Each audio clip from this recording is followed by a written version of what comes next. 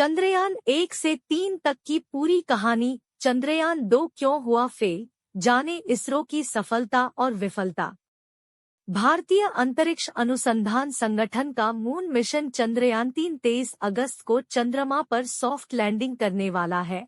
दूसरी ओर रूस का लूना 25 क्रैश होने के बाद अब दुनिया भर की नजर भारत के मून मिशन पर है।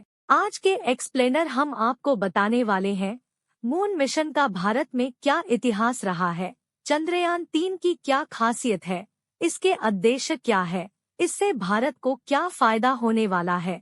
इसके अलावा चंद्रयान 2 क्यों क्रैश कर गया, जबकि चंद्रयान 1 पहले प्रयास में सफल रहा। मून मिशन का इतिहास। भारतीय अंतरिक्ष अनुसंधान संगठन का मून मिशन चंद्रयान 3 कामयाबी से सिर्फ कुछ ही दूरी पर है। 23 अगस्त की शाम 6:04 पर भारत का चंद्रयान 3 चांद की सतह पर सॉफ्ट लैंडिंग करने वाला है। इसको लेकर दुनिया भर की नजर चंद्रयान 3 पर टिकी हुई है। रूस भी 47 वर्षों के बाद कोई मून मिशन को अंजाम दे रहा था, लेकिन रूस का लूना 25 चांद की सतह से टकराकर क्रैश कर गया है। ऐसे में लूना 25 ने रूस के साथ साथ पूरी दुनिया की उम्मीद पर पानी फेर दिया है। लूना 25 के क्रैश होने के बाद दुनिया भर की नजर अब भारत के चंद्रयान 3 पर आ टिकी है। आज हम आपको चंद्रयान से जुड़ी तमाम जानकारी देने वाले हैं। चंद्रयान 3 की खासियत क्या है, इसे सिर्फ 14 दिनों के लिए ही क्यों भेजा जा रहा है, इसे बनाने में कितना खर्च आया है, इसका उद्देश्य क्या है, चंद्रयान 3 ने अब तक का सफर कैसे तय किया है। इसके अलावा भी भारत का पहला मून मिशन चंद्रयान 1 और दूसरी मिशन चंद्रयान 2 के बारे में भी संक्षिप्त में बताएंगे। जाने चंद्रयान 3 की क्या है विशेषताएं। इसरो का मिशन चंद्रयान 3 को 14 जुलाई दोपहर 2:35 पर आंध्र प्रदेश के सतीश धवन स्पेस सेंटर से लॉन्च किया गया था। यह इसरो का तीसरा मून मिशन है। इससे पहले भी इसरो चंद्रयान 1 और चंद्रयान 2 लॉन्च कर चुका है। इस यान को LVM-3 रॉकेट से भेजा गया है, जो कि भारत का सबसे भारी रॉकेट है। इस रॉकेट का वजन 640 टन है, जबकि इसकी कुल लंबाई 43.5 मीटर है। वहीं चंद्रयान 3 के लैंडर मॉड्यूल का वजन 1.7 टन है, जबकि इसके प्रोपल्शन का वजन 2.2 टन है। इसके अलावा लैंडर के अंदर 26 किलो का रोवर भी है। ऐसे में पेलोड का कुल वजन करीब 3 टन का है। चंद्रयान को जिस रॉकेट से भेजा गया है वह 3 स्टेज का है, जिसके भीतर कई तरह का फ्यूल जलता है। भारत का यह मून मिशन करीब 700 करोड़ का है। चंद्रयान 3 चांद पर लैंड करने के बाद बनाएगा ये इतिहास। चंद्रयान 3 ने लैंड करने से पहले एक बड़ी सफलता हासिल की है। चंद्रयान ने लैंड करने से पहले एक ऐसे ईंधन की खोज की है जिसे मून फ्यूल बताया जा रहा है। ऐसा माना जा रहा है कि अगर ये ईंधन मिल जाता है तो धरती से पेट्रोल का नामो निशान मिट जाएगा। बता दें कि चंद्रयान 3 चांद की सतह पर पहुंचने के बाद अशोक स्तंभ की छाप छोड़ेगा। गुरुत्वाकर्षण बल की मदद से क्यों भेजा जा रहा यान। पृथ्वी से चंद्रमा तक की दूरी करीब 3.48 लाख किलोमीटर है। चंद्रयान 3 इस दूरी को करीब 40 दिनों में तय करने वाला है। हालांकि अगर इसरो चाहती तो चंद्रयान 3 इस दूरी को महज 10 से 15 दिनों में भी तय कर सकती थी, लेकिन यह यान पृथ्वी और चंद्रमा की गुरुत्वाकर्षण बल का इस्तेमाल कर चांद की सतह पर सॉफ्ट लैंड करने वाला है। अब आपके मन में ये सवाल आ सकता है कि जब इस यान को महज 10 से 15 दिनों में ही चांद पर भेजा जा सकता था, फिर इसरो 40 दिन का समय क्यों ले रहा है। बता दें कि चंद्रयान 3 गुरुत्वाकर्षण बल का लाभ लेकर चांद का सफर कर रहा है। इसमें एक तो खर्च कम आता है और दूसरा क्रैश करने का खतरा भी काफी कम हो जाता है। चंद्रयान 3 के स्पेसक्राफ्ट को LVM-3 रॉकेट की मदद से लॉन्च किया था। इसके बाद यान धरती का चक्कर काटता रहा और प्रोपल्शन की मदद से अपना दायरा बढ़ाते गया।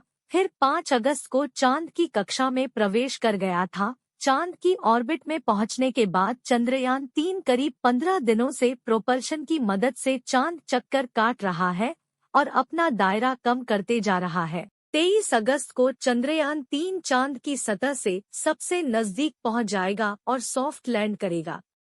चंद्रयान-3 का क्या है उद्देश्य, बता दें कि चंद्रयान-3 को चांद की सतह पर जा रहा है, जहां के बारे में अभी तक मानव के पास अधिक जानकारी उपलब्ध नहीं है। भारत का यह यान जैसे ही चांद पर पहुंचेगा, इसका लैंडर और रोवर चांद के 1 दिन के लिए अर्थात धरती के 14 दिनों के लिए एक्टिव हो जाएगा। यान के रोवर को चांद के सतह पर चलाकर भी देखा जाएगा। चंद्रयान-3 का उद्देश्य सिर्फ भारत के लिए ही नहीं, बल्कि पूरी दुनिया के लिए काफी मायने रखता है। अगर चंद्रयान-3 सफल रहता है, तो चांद पर कई बड़ी खोज होने की संभावना जताई जा रही है। इस यान का उद्देश्य चांद की सतह पर रासायनिक तत्वों, मिट्टी और पानी जैसे प्राकृतिक संसाधनों को खोजने का है। इसके अलावा चांद की वीरान और उजाड़ सतह के नीचे सोना, प्लेटिनम और यूरेनियम जैसे कई बहुमूल्य धातु होने की संभावना जताई जा रही है। इसलिए यह मिशन काफी अहम माना जा रहा है। चंद्रयान-3 के लैंडर और रोवर को चांद के साउथ पोल पर उतारा जाएगा, जो कि 14 दिन तक चंद्रमा की सतह पर प्रयोग करेंगे। प्रोपल्शन मॉड्यूल चंद्रमा की कक्षा में रहकर ही धरती से आने वाले रेडिएशन का अध्ययन करेगा। इसके अलावा इस मिशन के जरिए यह भी पता लगाया जाएगा कि चांद की सतह पर भूकंप कैसे आते हैं। 14 दिन ही क्यों एक्टिव रहेगा चंद्रयान-3? आपके मन में भी यह सवाल जरूर हो सकता है कि हम करोड़ों रुपए खर्च कर चंद्रयान-3 को मून पर भेज रहे हैं, फिर भी यह मिशन सिर्फ 14 दिनों के लिए क्यों है? बता दें कि चंद्रमा पर 14 दिन तक रात और 14 दिन तक उजाला रहता है। रात होते ही चंद्रमा का तापमान 100 डिग्री सेल्सियस से भी कम हो जाता है। चंद्रयान के लैंडर और रोवर उजाला के समय तो अपने सोलर पैनल्स की मदद से पावर जनरेट करेगा, लेकिन जैसे ही रात होगी पावर जनरेशन प्रोसेस रुक जाएगी। बिना पावर जनरेशन इलेक्ट्रॉनिक्स भयंकर ठंड को झेल नहीं पाएंगे और खराब हो जाएंगे। इसलिए इसे 14 दिनों के लिए मिशन पर लगाया जाएगा। चंद्रयान-2 में 5 इंजन के मुकाबले चंद्रयान-3 में सिर्फ 4। बता दें कि चंद्रयान-3 में कुल 4 इंजन लगाए गए थे, जबकि चंद्रयान-2 में 5 इंजन लगाए गए थे। इस बार लैंडर में चारों कोनों पर एक-एक इंजन लगाया गया है। पिछली बार लैंडर के चारों कोनों के अलावा बीच में भी एक इंजन लगाया गया था। चंद्रयान-2 में 5वां इंजन लगाने से यान कम फ्यूल ही अपने साथ ले जा सका था, इसलिए इस बार 5वें इंजन को हटा दिया गया है ताकि ज्यादा फ्यूल अपने साथ लेकर जाया जा सके। चंद्रयान-3 की फाइनल लैंडिंग 2 इंजन की मदद से ही होगी, जबकि अन्य 2 इंजन को आपातकालीन स्थिति में काम करने के लिए लगाया गया है। चांद के साउथ पोल पर ही क्यों भेजा यान? चंद्रयान को चांद के साउथ पोल पर सॉफ्ट लैंड कराया जाएगा। दरअसल चंद्रमा के पोलर रीजन दूसरे रीजन से कई मायने में काफी अलग है। कई हिस्से तो ऐसे भी हैं जहां तक सूरज की रोशनी नहीं पहुंच पाती है। इसके कारण से इन सतहों का तापमान 200 डिग्री सेल्सियस से भी नीचे तक चला जाता है। ऐसे में वैज्ञानिकों का मानना है कि यहाँ बर्फ के फॉर्म में पानी मौजूद हो सकता है। भारत ने जब पहली बार चंद्रयान-1 भेजा था, तब इसरो को पहली बार चांद पर पानी की मौजूदगी का संकेत मिला था। बता दें कि अगर यह यान सफल हो गया, तो भारत इस मिशन को अंजाम देने वाला चौथा देश बन जाएगा। इससे पहले अमेरिका, चीन और रूस इस मिशन को अंजाम दे चुका है। ऐसे में दुनिया का भरोसा भारत पर काफी बढ़ जाएगा। चंद्रयान-2 मिशन क्यों हुआ था फेल? बता दें कि भारतीय अंतरिक्ष अनुसंधान संगठन ने 22 जुलाई 2019 को चंद्रयान-2 लॉन्च किया था। इस मिशन को रूस की अंतरिक्ष एजेंसी के साथ मिलकर साल 2013 में ही लॉन्च किया जाना था, लेकिन बाद में रोसमोस्कोस ने इसरो से एग्रीमेंट खत्म कर दिया था।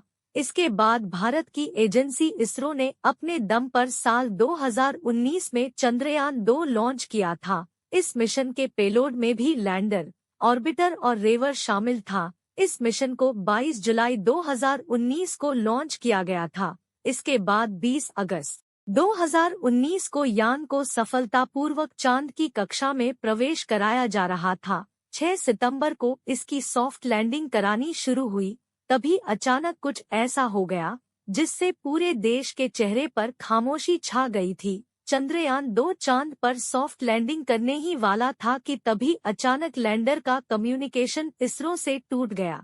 इस दौरान चंद्रयान-2 का विक्रम लैंडर फिक्स 55 डिग्री के बजाय 410 डिग्री तक झुक गया था।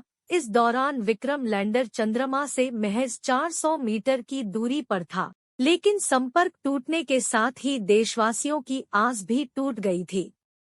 चंद्रयान-2 की ब्रेकिंग सिस्टम में आई थी गड़बड़ी। बता दें कि चांद पर लैंड करने से पहले विक्रम लैंडर की स्पीड 1683 मीटर प्रति सेकंड से घटाकर 146 मीटर प्रति सेकंड कर दी गई थी। यान जैसी ही लैंडिंग के दूसरे फेज में पहुंचा, तभी ब्रेकिंग सिस्टम में गड़बड़ी आ गई और यान लैंड करने से 400 मीटर ऊपर ही संपर्क खो बैठा था। हालांकि इसके 4 दिनों के बाद लैंडर को लोकेट तो कर लिया गया था, लेकिन उससे कम्युनिकेशन नहीं हो सका था। ऐसे में भारत का यह मून मिशन फेल हो गया था। इसके बाद भी इसरो ने हार नहीं मानी और महज 4 साल के बाद ही चंद्रयान-3 लॉन्च कर दी। पर 2008 को इसरो ने चंद्रयान-1 को आंध्र प्रदेश के सतीश धवन स्पेस सेंटर से लॉन्च किया था। फिर 8 नवंबर 2008 को यान चांद की कक्षा में प्रवेश कर गया था। चंद्रयान-1 को पोलर सैटेलाइट लॉन्च व्हीकल यानी PSLV-C11 रॉकेट के जरिए लॉन्च किया गया था। इसका उद्देश्य भारत की स्पेस टेक्नोलॉजी के प्रदर्शन के साथ साथ चांद की भौगोलिक स्थिति का पता करना और खनिज पदार्थों की खोज करना था। भारत का पहला मून मिशन सफल रहा था। चंद्रयान-1 ने करीब 1 साल तक चांद की ऑर्बिट में रहकर 3400 टक्कर काटे और अंतरिक्ष एजेंसी को डेटा भेजता रहा। इसके बाद 29 अगस्त 2009 को यान से हमेशा के लिए संपर्क टूट गया। आपको बता दें कि चांद पर पानी होने का अंदेशा पहली बार चंद्रयान-1 ने ही दिया था, जिसकी घोषणा नासा ने सितंबर 2009 में की थी। इस तरह भारत का पहला मून मिशन सफल रहा था।